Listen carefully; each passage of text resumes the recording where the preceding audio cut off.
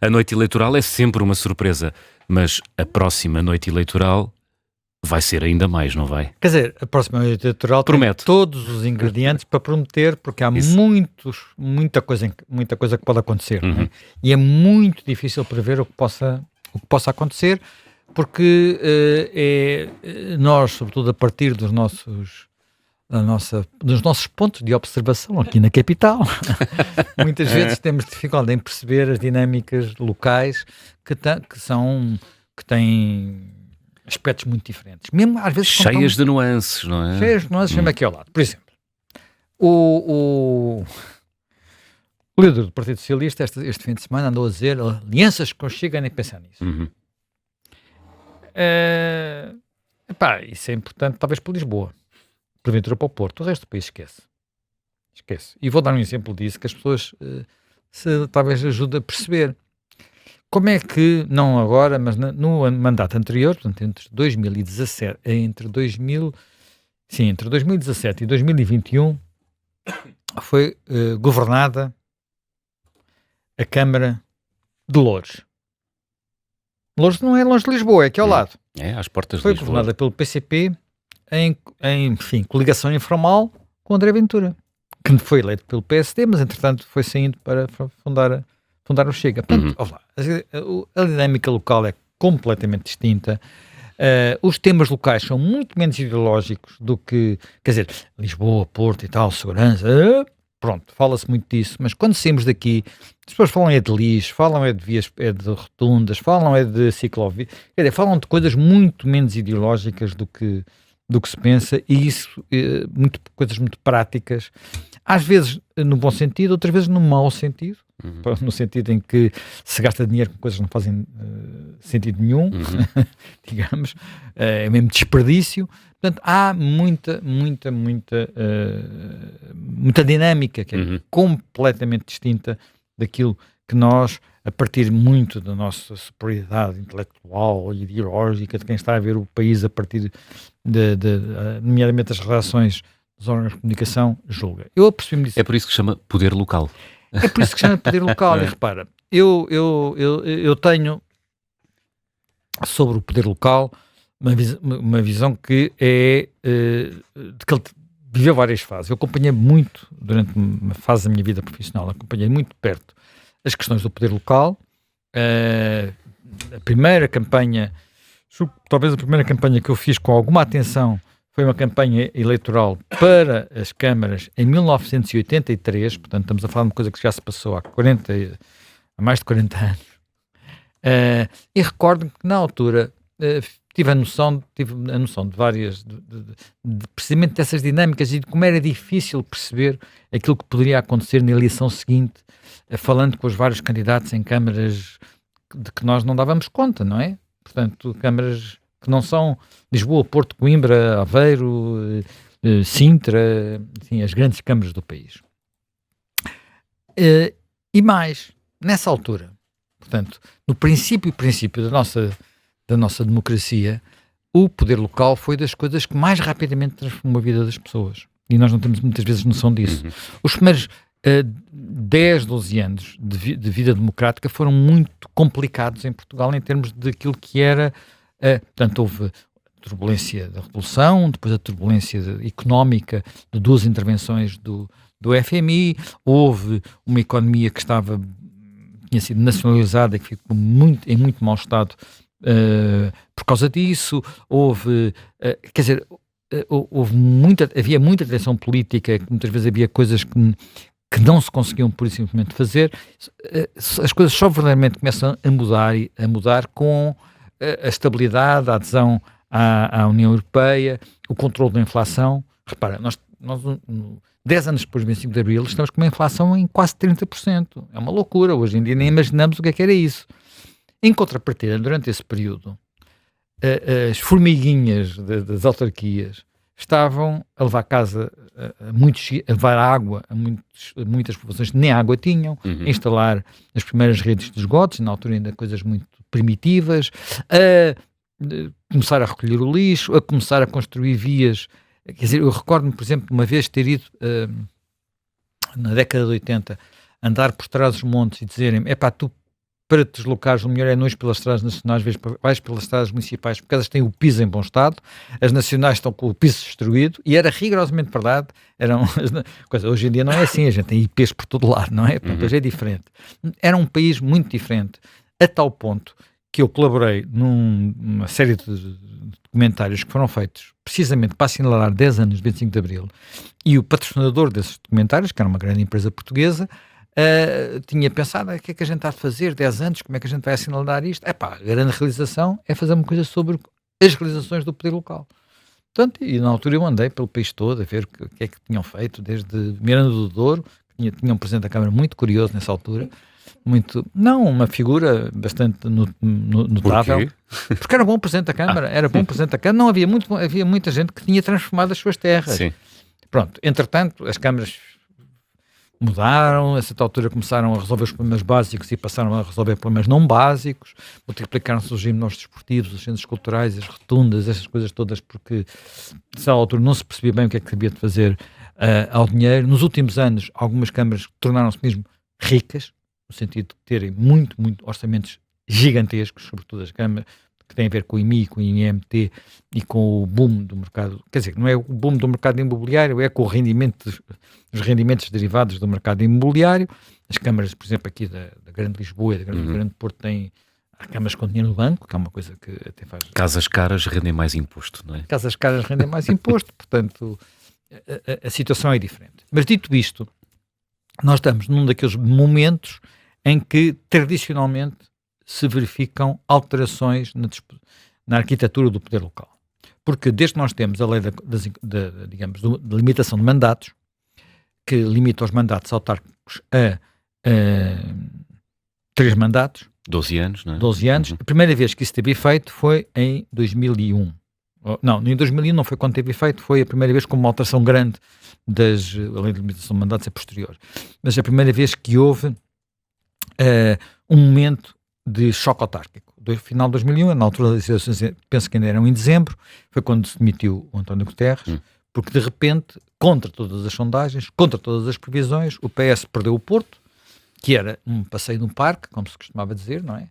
Fernando Gomes ia vencer tranquilamente Rui Rio, nenhuma sondagem dava a Fernando Gomes menos que uma vitória esmagadora, e ele perdeu a Câmara. Em Lisboa, Santana Lopes concorre contra Paulo Portas e contra uma coligação de toda a esquerda e ganha a Câmara, surpreendentemente, uma unha negra, mas ganha, portanto, outra surpresa brutal. Em Sintra, portanto, que para quem não sabe é o segundo município do país em número de habitantes, e não é o Porto nem Lisboa, quer dizer, Lisboa é o primeiro, não é o Porto, como habitualmente nós temos ideia que é Sintra. Em Sintra, Fernando Seara derrota Edith Estrela contra todas as expectativas, ele aceitou ser candidato apenas para ocupar o lugar e de repente vê-se presidente da Câmara, e isto acontece em mais uma série de outros locais, e portanto, no fim do dia, até por outras razões, não tem apenas a ver com esta derrota, Guterres demite-se de primeiro-ministro, é o famoso pântano. A seguir à limitação de mandatos, portanto, chegamos a 12 anos depois, 2013, e muitas das pessoas que tinham começado os mandatos nessa reviravolta, que era uma reviravolta ainda mais política do que gerada por razões legais, em 2013 estamos com a Troika cá, portanto um período difícil para quem tinha ganho as eleições 12 anos antes, e muitos presidentes de Câmara acabarem mandatos, nomeadamente Rui Rio, e o PS, António José Seguro, tem uma vitória muito grande, com um número de câmaras, praticamente metade das câmaras do país, portanto, uma vitória muito grande. Esse período de 2013, fazemos as contas, somamos 12 anos, 2025, estamos a acabar. Portanto, há imensos presidentes de Câmara eleitos nessa altura que estão a acabar o mandato. Alguns são muito conhecidos, como, por exemplo, Rui Moreira, Carlos Carreiras, em Cascais, Basílio Horta, em Sintra. Toda esta gente está a acabar o período em que pode candidatar-se, portanto são corridas muito mais abertas em termos de... Porque quem é Presidente de Câmara, quanto mais não seja, é muito mais conhecido que os seus adversários, e a não ser que tenha feito muitas asneiras, mas neste período em que houve algum dinheiro, enfim, pode haver descontentamentos, e há sempre, e há protestos, depende um bocadinho dos sítios onde estamos, mas tem, por regra, vantagem. Tem habitualmente tanta vantagem que houve muitas situações em que presidentes de Câmara ou trocaram de partido e levaram as câmaras com eles, ou candidataram-se por independentes e levaram as câmaras com eles, e às vezes candidataram-se por partidos que eram apenas barrigas de aluguer, e agora volta a ver, não é? Agora é qual foi o partido, Nós Cidadãos, pode ficar com 2 câmaras, pode ficar com a Câmara de uma Câmara Belmonte, e com a Câmara da Guarda, onde é o Presidente da Câmara, que Guarda é uma capital de distrito. E nós temos uma situação que, entretanto, a lei também mudou, pode haver listas de independentes, as listas independentes são um bocadinho mais complicadas, não sei até que ponto é que algumas vão conseguir ter sucesso. Uma das coisas que eu percebi é que uma lista de independentes, por exemplo, na campanha paga IVA e os partidos não pagam IVA, que é uma coisa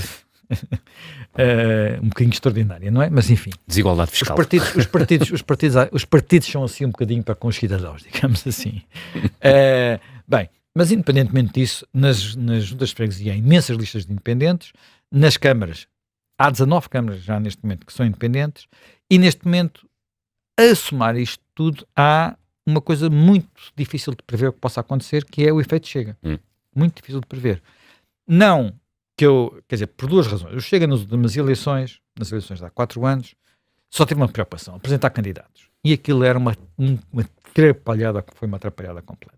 Apresentou imensos candidatos, conseguiu eleger, apesar de tudo, 17 vereadores, um pouco pelo país todo, mas rapidamente eles se zangaram com eles todos, ou eles foram-se embora, ou descobriram atrapalhadas nesses vereadores todos. Quer dizer, os partidos novos têm um bocadinho estas características. Agora, houve muito mais cuidado na escolha das candidaturas. Há candidaturas muitíssimo mais sólidas do que havia há 4 anos.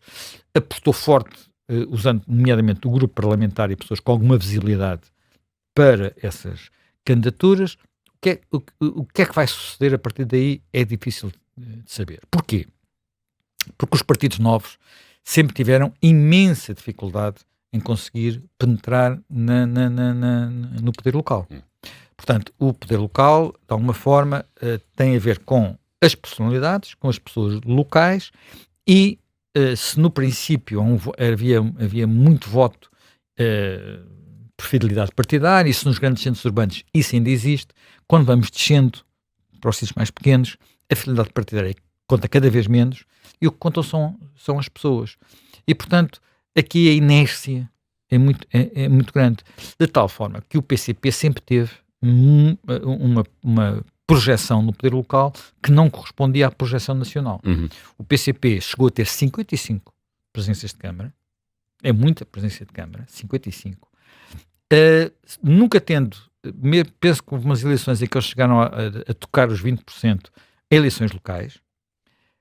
Hoje sobram-lhe 19 presenças de Câmara e eu não sei bem o que é que vai acontecer essas 19 presenças de Câmara, porque nós olhamos para os resultados do PCP, mesmo nos sítios onde eles têm uma antiquíssima experiência autárquica, e ou as pessoas vão votar no candidato porque se reconhecem nele, ou o PCP por PCP não vai lá, não é?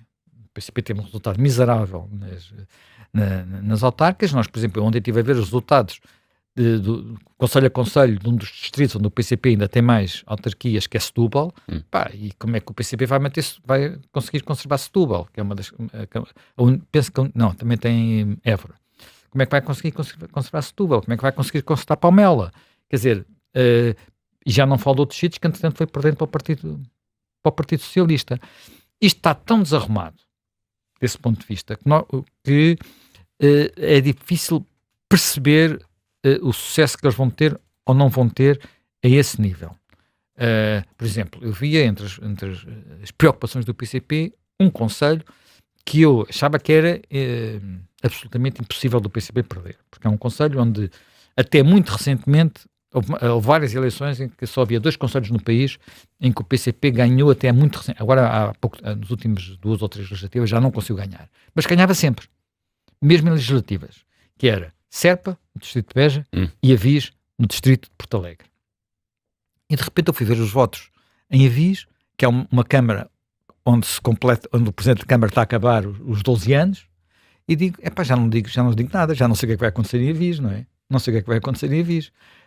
E eu conheço bem, relativamente bem, quer um sítio quer outro, tenho amigos, por acaso, querem Serpa, querem Avis, e aquilo era um sítio onde o PCP era inamovível. Agora já não digo nada, não é? Portanto, não sei bem o que é que o Paulo Raimundo está a conseguir fazer para aguentar 19 câmaras. O que baralha muito o resultado final das eleições. Uma boa razão para o PS ter a vantagem eleitoral que tem nas câmaras foi porque nos últimos, em 2017 e 2021, caíram para o PS uma quantidade de câmaras comunistas, que eram do PCP. E isto não é só isso que permite explicar porque é que eles continuam a presidir a Associação Nacional de Municípios, mas foi aquilo que baralhou um bocadinho a expectativa de que depois daquela maré alta de 2013, aquilo não tivesse começado logo a descer. Não, aquilo não começou logo a descer, na última eleição desceu um bocado, não é? Já em 2021, mas não começou a descer tanto porque o PCP estava ali uma hemorragia que não acabava de autarquias e que habitualmente iam em direção ao Partido Socialista. E, portanto, nós temos, por exemplo, eu vou dar um exemplo de uma autarquia que me estava a fazer um bocadinho de espécie, que era porque é que de repente há um eurodeputado do PSD que se candidata em Almada. Quer dizer, eu sei quem é Heitor Silva, portanto foi Presidente da Câmara de Mafra, um bom Presidente de Câmara, em Mafra, e que agora é eurodeputado, e é um eurodeputado ativo, não é daqueles que estão lá só a ocupar lugar. É um eurodeputado ativo. E de repente, no outro dia estava a ver os candidatos, está em Almada. Porquê? Porque aí a Almada, o PS, recandidata a atual Presidente de Câmara, mas ela não tem grande imagem. Quer dizer, eu percebo que a imagem ali é um bocado... Aquilo não correu maravilhosamente bem. O PCP apostou forte na última eleição, mas correu-lhe mal. O PCP perdeu porque teve um mau candidato e por isso, olha, é uma daquelas que ganhou sem esperar ganhar. Portanto, ela ganhou sem querer quando ganhou. Aliás, apanhou toda a gente de surpresa, teve que formar a equipa, arranjar assessores, porque aquilo não estava nada à espera. Mas porquê? Porque o anterior Presidente de Câmara de Almada, que era do PCP, era mau. Portanto, as pessoas, de repente, mudaram de voto. E agora, ao fim de 2 mandatos, aquilo não está grande coisa, e de repente, num conselho com muito Chega, em que o PSD já teve um resultado que não é nada habitual nas últimas legislativas, eu de repente vejo aquilo e diz assim, será que eles pensam ganhar a Almada? Ninguém está a falar disso, porque se ganharem será uma surpresa, mas talvez seja menos surpresa do que nós imaginamos. Eu não faço ideia do que vai acontecer, não tenho nenhuma sondagem, não falei com ninguém, mesmo eu tenho família em Almada, não lhes perguntei como é que eles sentem o ambiente, hei de perguntar nas eleições só para ter uma previsão, mas pronto, e isto é, Almada não é um distrito, não é um concelho que fique lá no fim do mundo, não é? No fim do país, não é Barrancos ou Freixo de Espada à Cinta, não, fica aqui ao lado de Lisboa e de repente pode ser um sítio onde pode acontecer algo de diferente do que nós esperamos. Não quer dizer que vai acontecer, só estou a dizer que este tipo de eleições podem proporcionar muitas surpresas e portanto temos que ver o que é que vai acontecer, até porque há algo que é talvez a grande incógnita. E esse algo é de facto o Chega. Portanto, porquê? É uma incógnita, primeiro, porque não temos ideia até que ponto é que o Chega consegue repetir em alguns conselhos. Quer dizer, se o Chega repetisse as votações que teve, ganhava 60 conselhos. Não vai acontecer. Não vai acontecer, porque há aqui um efeito muito importante das figuras locais. Até que ponto é que figuras locais de segundo nível, digamos assim, não são figuras com a projeção dos deputados com uma projeção, na melhor das hipóteses, local, mesmo em cartazes ao lado de André Ventura, vão conseguir mobilizar os votos que o André Ventura mobilizou em eleições nacionais? Eu creio que não vão conseguir, na maior parte das situações, repetir um resultado parecido. Já vimos o que aconteceu nas eleições europeias, o Chega perde muito quando não é André Ventura, mas não é só esse o ponto de interrogação. O outro ponto de interrogação é os eleitores que forem para o Chega vêm de onde? Vêm da abstenção, vêm do PCP, vêm do PS, vêm do PSD, vêm um bocadinho de todo lado e as proporções não são muito óbvias.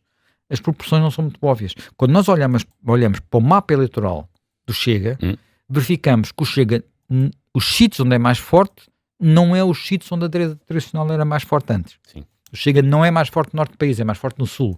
Quem é que era mais forte no sul? Era tradicionalmente a esquerda. Portanto, isso também tem a ver com razões sociológicas, com razões de revolta com o estado das coisas. Até que ponto é que as pessoas que estão zangadas com o governo do país estão zangadas com o governo das suas câmaras para se mobilizarem por um voto que é qualquer coisa diferente? Portanto, não sabemos, sendo que em alguns locais o voto do Chega pode determinar quem ganha ou não ganha as eleições, porque nas câmaras quem ganha é quem elege mais, quem tem mais um voto que o segundo. O Presidente de Câmara é o cabeça de lista com mais um voto. Portanto, e há muitos sítios, a começar por Lisboa, a continuar no Porto, onde a votação no Chega pode ter influência no resultado final. Mas há outros sítios onde isso pode ser muito mais importante, e sítios, por exemplo, são complicados para o PSD. Faro, por exemplo. Sim. Faro é uma Câmara que era do PSD, fim de mandato, o que é que vai acontecer? Não sabemos. É Pedro Pinto, o candidato Pedro do Chega. Pinto, portanto, temos um candidato do Chega forte. O que é que isso vai... Isso vai prejudicar mais quem? Eu não faço ideia. Quer dizer, estou a dizer isto e não sei se acaba por ser o PS que fica em pior situação. Não sei mesmo, não é? Era preciso estar lá, estar em Faro, conhecer os candidatos, falar com as pessoas. Eu não fui lá, não faço a mais pequena ideia. E isto é aquilo que é particular. Portanto, que é importante. E nós vamos estar, na noite das eleições, a discutir Lisboa, a discutir o Porto, a discutir Sintra, a discutir, porventura, Coimbra, que é uma Câmara que, em princípio, não devia cair para o Partido Socialista, mas pode cair porque o Presidente da Câmara do PSD não foi bom, ou o que as pessoas me dizem, não é? Não foi um bom Presidente de Câmara. Há sítios que foram sempre governados à direita e que estão em aberto. Estávamos a falar há pouco disso antes de abrirmos os microfones, que é Aveiro, onde sim. temos portanto, o Presidente atual está com limitação de mandato, foi eleito pelo PSD, não havia uma figura óbvia para lhe suceder, e agora temos dois irmãos a candidatar-se, um pelo PSD e outro pelo PS, vamos ver o que é aquilo dá. Portanto, há muitas eleições que são difíceis de prever, e nós também temos, além disso, a experiência, e eu trabalhei muitos anos na parte editorial do lado das sondagens, e sei que as sondagens autárquicas são extraordinariamente difíceis de fazer, e são muito enganam-se muitas vezes. Eu vou só dar um exemplo para as pessoas terem ideia da dificuldade que isto é. Eu trabalhei muitos anos com o CESOP, portanto, o Centro de Estudos da Universidade Católica, o Centro de Estudos da Opinião da Universidade Católica, e quando nós fazemos sondagens temos sempre um problema em Portugal, que é dinheiro. As sondagens são caras, não é? Uma sondagem presencial, bota em urna, presencial, ou o que queres que seja, é muitíssimo mais cara que uma sondagem telefónica. Ora, eu lembro-me de um ano que, de repente, nós estávamos a fazer sondagens na Universidade Católica e dissemos, não pode ser, nós não podemos continuar a fazer sondagens pelo telefone, porque as sondagens pelo telefone beneficiam sempre quem está, o incumbente. Talvez porque as pessoas têm receio de dizer que vão votar, têm ali mais proximidade e tenham de dizer que vão votar noutros. Quando passávamos para sondagens não presenciais, aquilo ficava diferente. Ora, nós o que temos hoje basicamente são sondagens telefónicas. Portanto, a probabilidade de haver aqui erros de análise ainda é maior. Portanto, eu diria que temos um campo imensamente aberto, vai ser divertido ver o que se vai passar. Os partidos estão claramente empenhados. Hoje a agenda do Montenegro e do Carneiro é no terreno, estão aí em arruadas, aquelas coisas que eles gostam muito de fazer. Contacto com a população. Contacto com a população, não sei se tem muito valor, mas é o que eles andam a fazer. Eu acho que ele é mais feito para dar umas imagens nos telejornais, não é? Portanto, é o que vão andar a fazer, mas daqui até dia 12, portanto, nos próximos 12 dias, no fundo, que é uma campanha mais curta que as presenciais, aquilo que vai acabar por determinar são as pessoas localmente. E desse ponto de vista, eu vou ter alguma... As relações com o clube de futebol, com o rancho folclórico, tudo isso conta, não é?